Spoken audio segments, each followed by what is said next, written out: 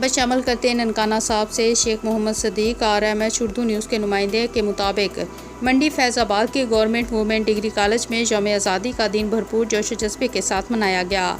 College کی طالبات نے ملی نغمے گائے اور کیک کاٹا گیا۔ کالج میں یوم آزادی کی منعقدہ تقریب میں سر علی احمد علی نے وطن سے محبت کے حوالے سے طالبات کو خصوصی لیکچر دیا۔ تقریب کے دیگر مہمانوں میں میاں وقار غلام، سجاد احمد کیسرانی، پولیس اسٹیشن منڈی فیض آباد کے جوانوں نے بھی شرکت کی اور پرچم کشائی کی۔ اس موقع پر یوم آزادی کے دن ہی شجرکاری مہم میں بھی بھرپور انداز میں منائی گئی۔ شجرکاری کے لیے 400 پودے بیت الاسلام اسکول کے پرنسپل سر علی احمد علی نے عطیہ کیے، جس پر کالج کی پرنسپل پروفیسر آصفہ زہرا اور دیگر اسٹاف نے سر علی احمد علی کا شکریہ ادا کیا۔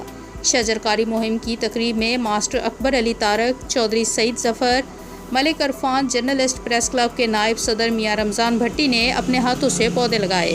اس موقع پر شرکاء کا مزید کہنا تھا کہ شجرکاری کرنا سنت نبوی صلی اللہ علیہ وسلم بھی ہے اور صدقہ جاریہ بھی۔